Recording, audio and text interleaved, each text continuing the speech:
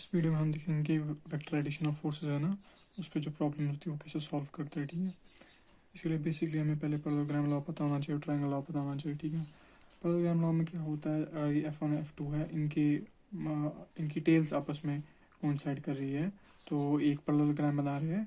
तो जो इन दोनों का रिजल्टेंट होगा वो इसका इस पैरेललोग्राम का डायगोनल होगा। ठीक है, वो ट्रायंगल लॉ क्या कहता है, अगर एक ट्रायंगल है, ट्रायंगल में दो जो फोर्स वेक्टर्स हैं, उनका टेल और उनकी हेड आपस में कोइंसाइड हो रहा है, तो जो तीसरा साइड होगा वो उसका रिजल्टेंट के बराबर होगा और वो इस डायरेक्शन में होगा। ठीक है, तो इसी में हमारा साइन लॉ भी आता है, कोसाइन लॉ भी आता है, ये हमें हेल्प करते हैं इन प्रॉब्लम्स को सॉल्व करने में। ठीक है, साइन लॉ क्या कहता है, a by sine a by sine a, b by sine b by sine b, c by sine c आपस में इक्वल है। ठीक है, सी बाई साइन सी आपस में इक्वल है सारे।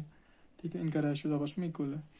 और कोसाइन लॉ कहता है कि जो सी साइड है वो किसके बराबर होगा, under root of a square plus b square minus twice a b cos of c. ठीक है,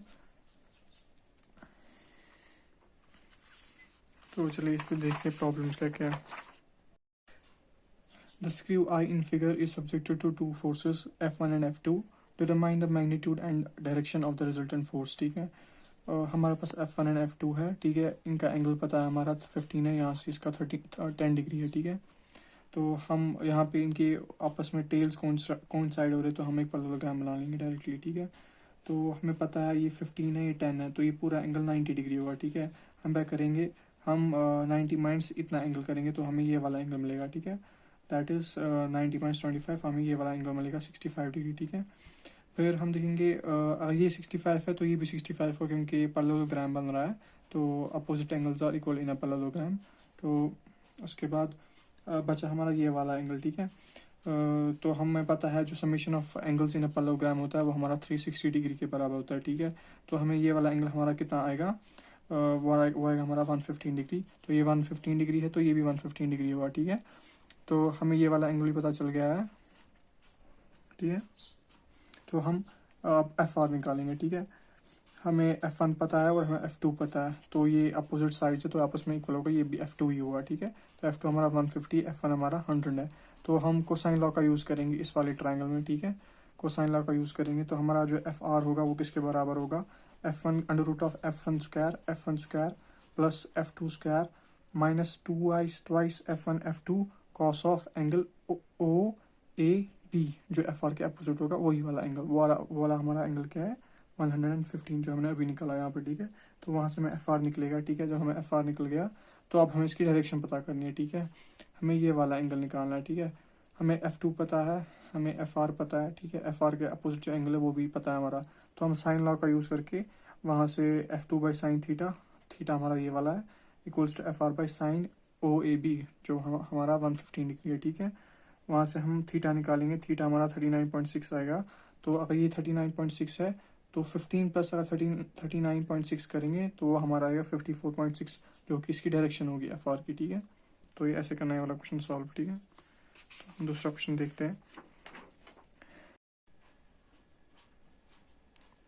Resolve the horizontal 600 Newton force in figure into two components acting along U and V axis and determine the magnitude of these components। ठीक है, ये 600 Newton force है, तो इसका एक component यहाँ से U एक्सिस की तरफ से है FU एंड V एक्सिस की तरफ से है FV। ठीक है, तो ये वाला एंगल हमें देख के 30 डिग्री है और ये वाला एंगल देख के 30 डिग्री है। यहाँ पे इनके टेल्स आपस में कोइंसाइड कर रहे हैं, तो हम एक पैरेललोग्राम बनाएंगे।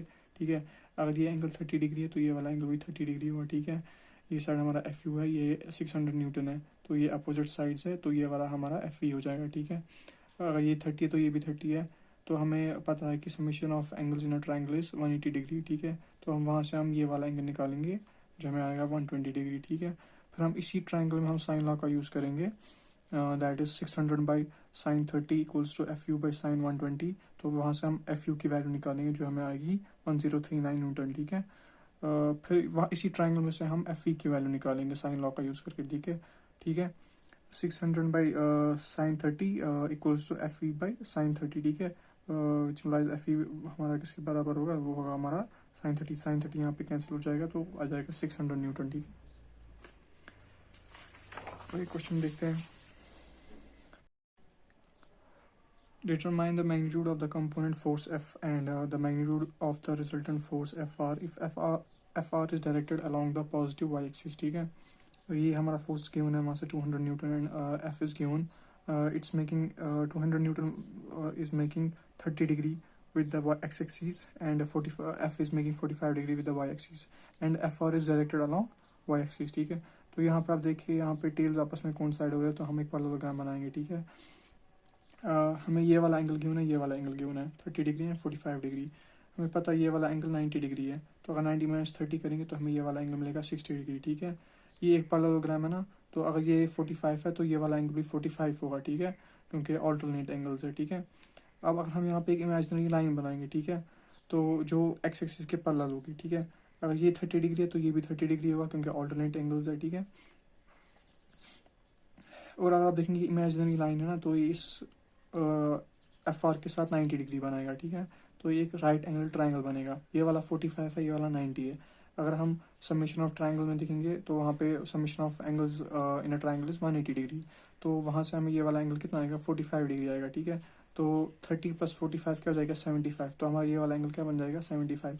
तो इस ट्राइंगल में हमें ये वाला एंगल भी पता है, ये वाला एंगल भी पता है, और ये वाला एंगल भी पता है। तो हम इस ट्राइंगल में साइन लॉ का यूज़ करके बाकी फोर्सेस का वैल्यू निकालेंगे, ठीक है। जैसे हमें यहाँ पे एफ आर का निकालना है तो हम क्या करेंगे, 200/sin45, 200/sin45, ठीक है, equals to F R by sine of 75। वहाँ से हमें एफ आर की वैल्यू निकलेगी 273 न्यूटन, ठीक है।